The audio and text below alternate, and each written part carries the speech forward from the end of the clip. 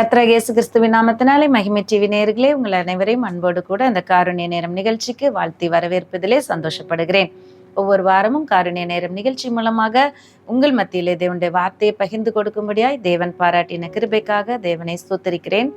இந்த வார்த்தைகள் உங்களுக்கு ஆசீர்வாதத்தையும் விசுவாசத்தை ஊக்குவிக்கிறதாகவும் உங்களுடைய பக்தி விருத்தியை அதிகப்படுத்துகிறதாகவும் கர்த்தர் ஆசீர்வதிப்பார் என்று சொல்லி நான் விசுவாசிக்கிறேன். இந்த நாளிலே நாம் தியானிக்கும்படியாக ஆண்டவருடைய வார்த்தைக்கு நேராக கடந்து சொல்லுவோம். ஆண்டவரே, இந்த தொலைக்காட்சி நிகழ்ச்சி மூலமாக நீங்க எந்த வார்த்தையை கொண்டு பேச விரும்புகிறீங்க என்று சொல்லி தேவனுடைய சமூகத்துல காத்திருந்து ஜெபிக்கிற போது கர்த்தர் எனக்கு கொடுத்த ஒரு வார்த்தை, ஒரு அருமையான வார்த்தை, விருத்தி அடைதல் என்பதாகும். விருத்தி அடைதல், விருத்தியாக்குதல் என்பதாகும். ஆக இந்த விருத்திங்கிறது ரொம்ப நம்ம எல்லாரும் எதிர்பார்க்கிறது, நம்ம எல்லாரும் விரும்புகிறது.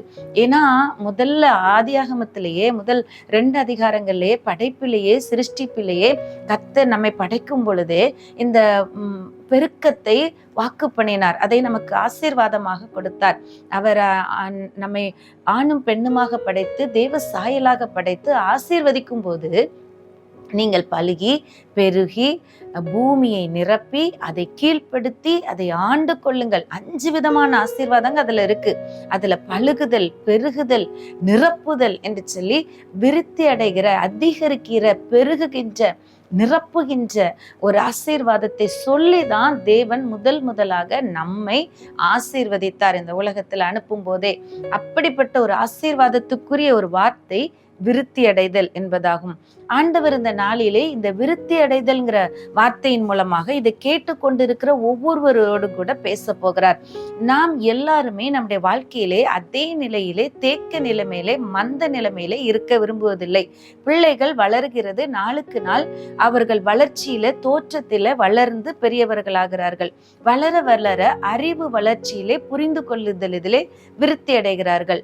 இன்னும் நம்முடைய வாழ்க்கையிலே அநேக விஷயங்களிலே நாம் வளர்கிறோம், விருத்தி அடைகிறோம். நம்முடைய பொருளாதாரத்திலே வளர்கிறோம், நம்முடைய அறிவிலே நாம் வளர்கிறோம், விசுவாசத்திலே வளர்கிறோம், அன்பிலே வளர்கிறோம், ஐக்கியத்திலே வளர்கிறோம். எல்லாவற்றிலும் ஒரு விருத்தி என்பது அவசியமான ஒன்றாக இருக்கிறது. நாளுக்கு நாள் நாம் விருத்தி அடைய வேண்டும் என்பது தேவனுடைய ஆசீர்வாதமாகவும் இருக்கிறது. நாம் பொருளாதாரத்தின் விருத்தி என்று சொல்லி எடுத்துக்கொள்ளும் போது, ஒருவேளை இது பணத்தின் விருத்தி அல்லது ஒரு அடிப்படை உலக வாழ்க்கையில மிகவும் அடிப்படையானது நம்முடைய பண தேவை. ஒருவேளை நாம் இப்பொழுது இருக்கிற நிலைமையை காட்டிலும் 1000 மடங்கு அதிகமாகும்படி தேவன் நம்மை எல்லாவற்றிலையும் வர்த்திக்க பண்ணுகிறவராய், விருத்தி அடைய செய்கிறவராய் இருக்கிறார் என்பது நாம் அறிந்திருக்கிற வாக்குத்தத்தம். இந்த விருத்தி என்று சொல்லி நாம் பார்க்கும் பொழுது நாம் ஆபிரகாமை நாம் பார்க்க முடியும். நம்முடைய முற்பிதாவாகிய ஆபிரகாம், அவர் செல்வ சீமானா இருந்தார் என்று சொல்லி வசனம் சொல்லுகிறது. அவருக்கு இருந்த ஒட்டகங்களும் அவருடைய சொத்து சம்பத்து அதெல்லாம் பார்க்கும் பொழுது ஆதியாகமம் 24வது அதிகாரத்துக்கு வாங்க, 35வது 36வது வசனத்தை நாம் வாசிக்கலாம். ஆதியாகமம் 24வது அதிகாரம் 35, 36. கர்த்தர் என் எஜமானை மிகவும் ஆசீர்வதித்திருக்கிறார், அவர் சீமானா இருக்கிறார்.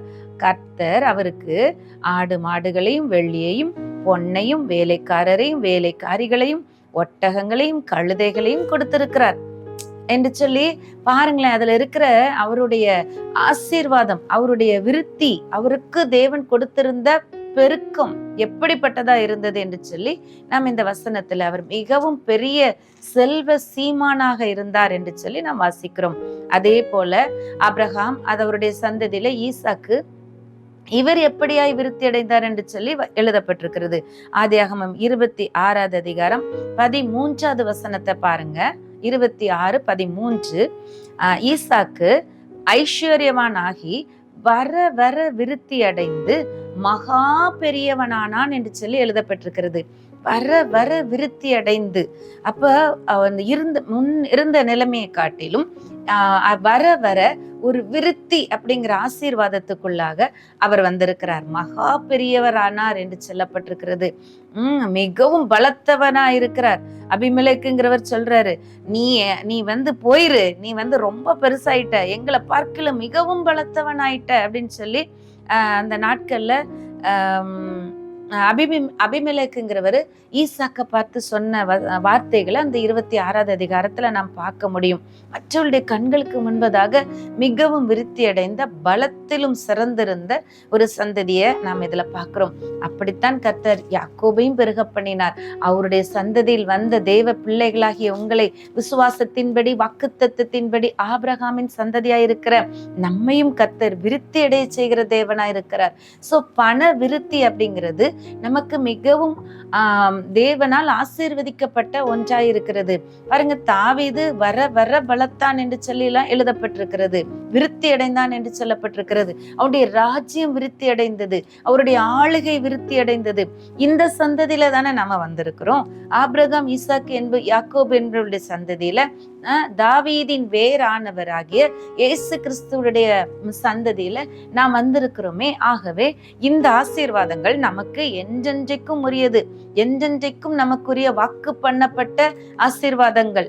ஆனால் வேதம் நம்மை ஒரு விதத்திலே எச்சரிப்பது சங்கீதம் 62வது சங்கீதம் 10வது வசனத்திலே எழுதப்பட்டிருக்கிறது. சங்கீதம் 62:10 பின்பகுதியில பாருங்க, ஐஸ்வர்யம் விருத்தியானால் இருதயத்தை அதன் மேல் வைக்காதேயுங்கள். ஐஸ்வர்யம் விருத்தி ஆகிறது தப்பு இல்லை, ஆனா இருதயம் ஐஸ்வர்யத்தை பின்பற்றி ஐஸ்வர்யத்திலே மயங்கி போய்விடக்கூடாது என்பது மாத்திரம்தான் கர்த்தர் நமக்கு எச்சரிக்கையாக கொடுத்திருக்கிற விஷயம்.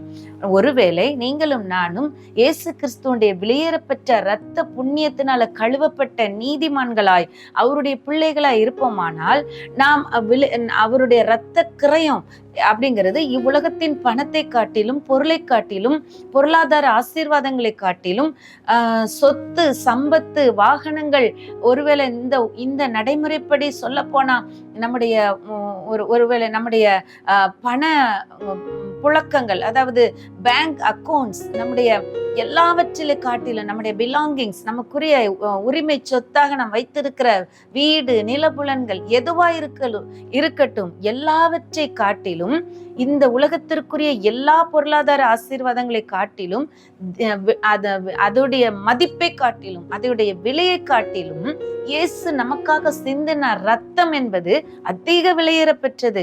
அவர் தன்னுடைய உயிரை கொடுத்து நம்மை மீட்டு இருக்கிறார் என்று சொல்லும் போது, நாம் ஐஸ்வர்யம் விருத்தி ஆகும் போது நம்முடைய கண்களை எப்படி இயேசுவை விட்டு எடுத்து அழிந்து போகிற பொருட்கள் மேல வைக்க முடியும்? ஒருவேளை நம்ம ஐஸ்வர்யம் வேண்டாம் அப்படின்னு சொல்லி, ஒருவேளை ஐஸ்வர்யம் பெருகிட்டுன்னா எனக்கு பெருமை வந்துடக்கூடாது, என்ன ஐஸ்வர்யம் வேண்டாம் அப்படின்னு சொல்லி ஒரு தவறான ஒரு கண்ணோட்டத்துல நம்ம இருப்போமானா, இன்றைக்கு கர்த்தர் நம்மோடு கூட பேசுகிறது, எப்படி என்னுடைய ஜீவனை காட்டிலும், நான் உனக்காக சிலுவையில கொடுத்த கிரயத்தை காட்டிலும் நீ வாங்கி வைத்திருக்கிற பொருட்களுடைய கிரயம் பெரியதாக இருக்க முடியும். ஆகவே இரத்த கிரயத்தை நாம் முன்னிறுத்தி பார்க்கும்போது, அதற்கு முன்பதாக உலகத்திலே ஐஸ்வர்யமாய் தோன்றுகிறவைகள், விலையேற பெற்றவைகளாய் தோன்றுகிறவர்கள், அது பொன்னாக இருக்கலாம், வெள்ளியாக இருக்கலாம், வைரமாக இருக்கலாம், இந்த காலத்திலே சொல்லப்படுகிற பிளாட்டினமாக இருக்கலாம், தங்கத்தை விட விலையேற பெற்ற தன்மையுள்ள பொருட்களாக இருக்கலாம். எதுவா இருந்தாலும் இயேசுவின் இரத்த கிரயத்திற்கு முன்பதாக ஒன்றுமில்லை என்பதுதான் நம்முடைய மனதிலே நாம் இருத்தி கொள்ள வேண்டிய விஷயம். அப்படி நம் இரத்தத்தின் விலை கிரயத்தை நம்ம ஒப்பிட்டு பார்க்கும் பொழுது நிச்சயமாகவே இந்த உலகத்தின் ஐஸ்வர்யத்தின் மீது நம்முடைய கண்களை வைக்க முடியாது. இந்த அளவுக்கு என் தேவன் என்னை ஆசீர்வதிப்பது அவருடைய இரத்த புண்ணியத்தின் நிமித்தம். அவர் எனக்கு கொடுத்த விசுவாசம் கூட பாருங்களேன், விசுவாசத்தினாலே நீங்க ரட்சிக்கப்பட்டீர்கள் என்று சொல்லப்பட்டிருக்கிறது. கிருபையினாலே விசுவாசத்தை கொண்டு ரட்சிக்கப்பட்டீர்கள். இந்த ரட்சிப்பு கூட இது உங்களால் உண்டானதல்ல, கிருபையாய் அவர் கொடுத்த விசுவாசம். அவரை அறிந்து கொள்ளும்படி, அவரை ஏற்றுக்கொள்ளும்படி, அவரை இருதயத்திலே நாம் தரித்து கொள்ளும்படி, அதுவும் அவர் கொடுத்த பாக்கியம். ஆகவே எதையும் நான் எனக்குரியது என்று சொல்றதுக்கு ஒன்றுமே இல்லை. விசுவாசமே அவர் கொடுத்தது.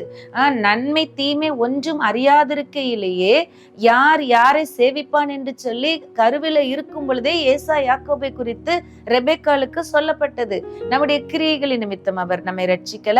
விசுவாசமும் அவர் துவக்குகிறவரும் முடிக்கிறவருமாய் இருக்கிறதுனாலே, அதுவும் நம்மாலே நாம் என்று சொல்வதற்கு அதுல ஒன்றுமே இல்லை.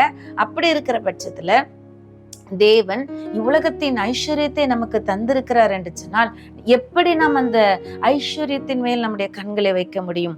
இதற்கு காரணமாய் இருக்கிற தேவாதி தேவன் மேல, அவருடைய வெளியேற பெற்ற இரத்தத்தின் மேல அவர் அவர் முழு பரலோகத்திற்கும் சொந்தக்காரர், முழு பூலோகத்துக்கும் சொந்தக்காரர், எல்லா முழு குடும்பங்களுக்கு, எல்லா குடும்பங்களுக்கும் தகப்பன்கிற நாமக்காரனர். அவருக்கு நாம கொடுக்கறதற்கு ஒன்று இல்லை. ஏன்னா ஏற்கனவே எல்லாம் அவருடையதா இருக்கிறது.